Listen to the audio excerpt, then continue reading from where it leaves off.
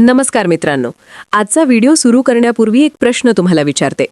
उद्या सकाळी तुम्ही घराबाहेर पडाल, कामावर जाण्यासाठी गाडी स्टार्ट कराल आणि अचानक लक्षात येईल की टाकीत पेट्रोल नाही. मग तुम्ही घाईघाईने जवळच्या पेट्रोल पंपावर जाल, पण तिथे पोहोचल्यावर तुम्हाला सांगितलं जाईल की आजपासून पेट्रोल मिळणार नाही. तर त्या क्षणी तुमच्या मनात काय चालेल?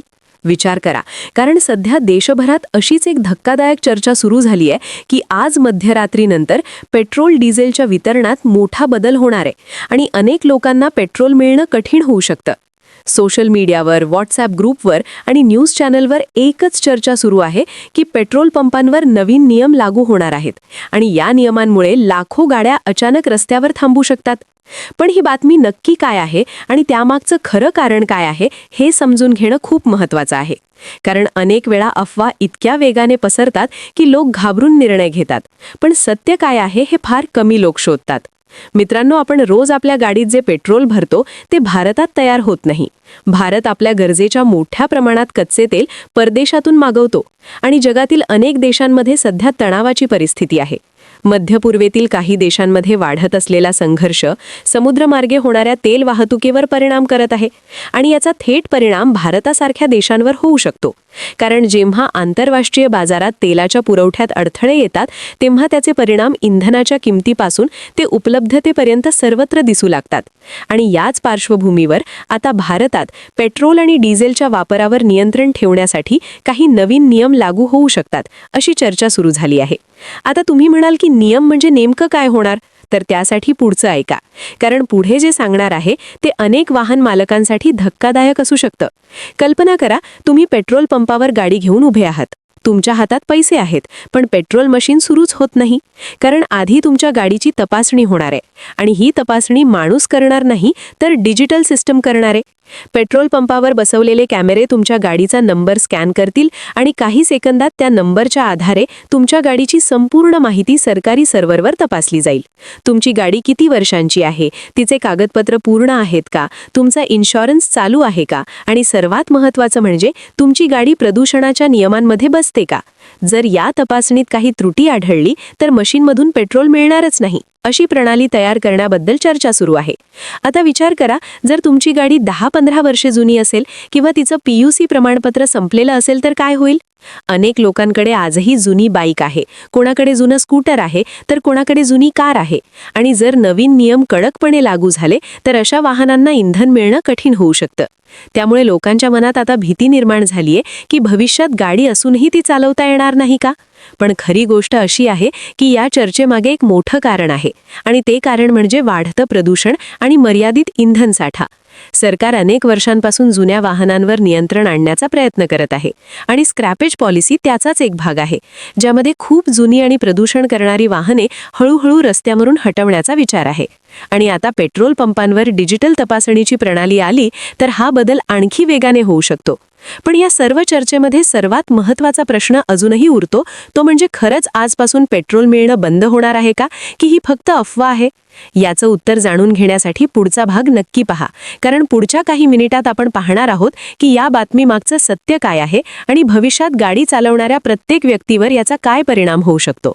मित्रांनो, आता आपण या विषयाच्या थोड्या खोलात जाऊया, कारण वरवर पाहिलं तर ही बातमी फक्त पेट्रोल मिळणार नाही इतकीच वाटते, पण प्रत्यक्षात त्यामागे खूप मोठी कथा दडलेली आहे. आणि ही कथा केवळ आपल्या गाडीपुरती मर्यादित नाही तर संपूर्ण अर्थव्यवस्थेशी जोडलेली आहे. कल्पना करा, एखाद्या देशात अचानक इंधनाचा पुरवठा कमी झाला तर काय होईल? सर्वप्रथम वाहतूक प्रभावित होईल. ट्रक थांबतील, मालाची वाहतूक कमी होईल, बाजारात वस्तूंची कमतरता निर्माण होईल आणि त्यानंतर महागाई वाढू लागेल. म्हणूनच कोणत्याही देशासाठी पेट्रोल आणि डिझेल हा फक्त इंधनाचा प्रश्न नसून तो अर्थव्यवस्थेचा कणा असतो. आणि म्हणूनच सरकार इंधनाचा वापर नियंत्रित करण्यासाठी अनेक योजना आखत असते. सध्या जगभरात पर्यावरण संरक्षण आणि प्रदूषण कमी करण्यासाठी अनेक देश कठोर पावले उचलत आहेत.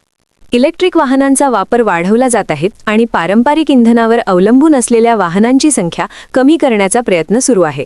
भारतातही गेल्या काही वर्षात इलेक्ट्रिक स्कूटर आणि कारचा वापर वेगाने वाढताना दिसतो आहे आणि भविष्यात हा बदल आणखी वेगाने होऊ शकतो. पण या बदलाचा सर्वात मोठा परिणाम कोणावर होणार आहे? तर तो म्हणजे सामान्य नागरिकांवर. कारण बहुतेक लोक आजही पेट्रोल किंवा डिझेलवर चालणाऱ्या वाहनांवर अवलंबून आहेत. शेतकरी असो किंवा छोटा व्यापारी, डिलिव्हरी करणारा तरुण असो किंवा रोज ऑफिसला जाणारा कर्मचारी, प्रत्येकासाठी गाडी म्हणजे दैनंदिन आयुष्याचा महत्त्वाचा भाग आहे. आणि जर अचानक नियम बदलले तर लाखो लोकांच्या जीवनावर त्याचा परिणाम होऊ शकतो. म्हणूनच पेट्रोल पंपांवर डिजिटल तपासणीची कल्पना लोकांना धक्का देणारी ठरत आहे. कारण याचा अर्थ असा की आता केवळ पैसे असणे पुरेसे राहणार नाही, तर तुमची गाडी नियमांमध्ये बसते का हे देखील महत्त्वाचं ठरणार आहे. काही शहरांमध्ये आधीच अशा प्रकारचे प्रयोग सुरू झाल्याची चर्चा आहे, जिथे नंबर प्लेट स्कॅन करणारे कॅमेरे बसवले जात आहेत आणि वाहनांची माहिती डिजिटल पद्धतीने तपासली जाते. यामागचा उद्देश म्हणजे प्रदूषण कमी करणे आणि नियमांचं पालन सुनिश्चित करणे. पण सोशल मीडियावर या गोष्टीला वेगळाच रंग देण्यात आला आहे. काही पोस्टमध्ये असा दावा केला जात आहे की लाखो वाहनांना पेट्रोल मिळणार नाही आणि त्यामुळे लोकांमध्ये भीतीचं वातावरण तयार झालं आहे. अनेक लोकांनी तर खबरदारी म्हणून आधीच पेट्रोल भरून ठेवण्यास सुरुवात केली आहे आणि काही ठिकाणी पेट्रोल पंपांवर रांगा लागल्याचंही दिसून येत आहे. पण तज्ज्ञांच्या मते अशा अफवांमुळेच जास्त गोंधळ निर्माण होतो. कारण जेव्हा लोक अचानक मोठ्या प्रमाणावर इंधन खरेदी करतात तेव्हा तात्पुरती टंचाई निर्माण होऊ शकते आणि त्यातून आणखी अफवा पसरतात. म्हणूनच या परिस्थितीत शांत राहून योग्य माहिती घेणं खूप महत्त्वाचे आहे. आता प्रश्न असा आहे की जर भविष्यात खरोखरच अशा प्रकारची डिजिटल प्रणाली लागू झाली तर सामान्य नागरिकांनी काय करायला हवे? याचं उत्तर पुढच्या भागात आपण सविस्तर पाहणार आहोत. कारण काही साध्या गोष्टी आत्ताच तपासून घेतल्या तर भविष्यात मोठ्या अडचणींपासून वाचता येऊ शकते आणि कदाचित तुमची गाडीही त्या नियमांमध्ये सहज बसू शकते. मित्रांनो, आता सर्वात महत्त्वाचा भाग म्हणजे या परिस्थितीत आपण नेमकं काय करायला हवं. कारण भीती पसरवण्यापेक्षा योग्य तयारी करणं जास्त महत्त्वाचं आहे. सर्वप्रथम हे समजून घ्या की सध्या पेट्रोल पूर्णपणे बंद होणार अशी कोणतीही अधिकृत घोषणा करण्यात आलेली नाही. पण भविष्यात नियम कडक होण्याची शक्यता नाकारता येत नाही आणि म्हणूनच काही गोष्टी आत्ताच तपासून घेणं खूप गरजेचे आहे. सर्वात पहिली गोष्ट म्हणजे तुमच्या वाहनाची कागदपत्रे व्यवस्थित आहेत का हे तपासा. आरसी बुक, इन्शुरन्स आणि PUC प्रमाणपत्र अपडेट आहे का हे पहा. कारण डिजिटल तपासणी प्रणाली लागू झाली तर सर्वप्रथम याच गोष्टी तपासल्या जाणार आहेत. दुसरी महत्त्वाची गोष्ट म्हणजे तुमच्या गाडीचे प्रदूषण नियंत्रण प्रमाणपत्र जर संपले असेल तर ते लगेच नूतनीकरण करून घ्या. कारण प्रदूषण नियमांचे पालन न करणाऱ्या वाहनांवर भविष्यात कठोर कारवाई होऊ शकते. तिसरी गोष्ट म्हणजे जर तुमची गाडी खूप जुनी असेल तर तिच्या फिटनेस सर्टिफिकेटची माहिती घ्या. कारण सरकार आधीच स्क्रॅपेज पॉलिसीच्या माध्यमातून जुन्या वाहनांना हळूहळू रस्त्यावरून हटवण्याचा विचार करत आहे आणि या प्रक्रियेत अनेक नवीन नियम लागू होऊ शकतात. चौथी गोष्ट म्हणजे अफवांवर विश्वास ठेवून अचानक मोठ्या प्रमाणावर पेट्रोल साठवण्याचा प्रयत्न करू नका. कारण त्यामुळे अनावश्यक गोंधळ निर्माण होतो आणि परिस्थिती आणखी कठीण बनते. त्याऐवजी योग्य माहिती घेऊन शांतपणे निर्णय घ्या. आणि सर्वात महत्त्वाचं म्हणजे भविष्यातील बदलांसाठी तयार राहा. कारण तंत्रज्ञान वेगाने बदलत आहे आणि वाहतुकीच्या क्षेत्रातही मोठे बदल येत आहेत. कदाचित काही वर्षांनी पेट्रोलवर चालणाऱ्या गाड्यांची संख्या कमी होईल आणि इलेक्ट्रिक वाहनं सामान्य होतील. पण तोपर्यंत आपल्याला नियमांचे पालन करूनच पुढे जावे लागेल. मित्रांनो, या संपूर्ण चर्चेचा उद्देश तुम्हाला घाबरवणे नाही तर जागरूक करणे आहे. कारण योग्य माहिती असली तर कोणतीही परिस्थिती आपण सहज हाताळू शकतो. आता मला कमेंटमध्ये नक्की सांगा, तुमची गाडी किती वर्षांची आहे आणि ती BS4 आहे की BS6? तसेच तुम्ही हा व्हिडिओ महाराष्ट्रातील कोणत्या जिल्ह्यातून पाहत आहात तेही लिहा. कारण वेगवेगळ्या भागात परिस्थिती वेगळी असू शकते आणि ही माहिती इतर वाहन मालकांपर्यंत पोहोचवण्यासाठी हा व्हिडिओ तुमच्या मित्रांसोबत शेअर करायला विसरू नका. आणि जर तुम्हाला अशाच महत्त्वाच्या अपडेट्स मराठीत पाहायच्या असतील तर चॅनलला सबस्क्राईब करा. कारण पुढच्या व्हिडिओमध्ये आपण आणखी एका महत्त्वाच्या विषयावर चर्चा करणार आहोत. तोपर्यंत काळजी घ्या, सुरक्षित रहा आणि पाहत रहा आपला चॅनल. धन्यवाद.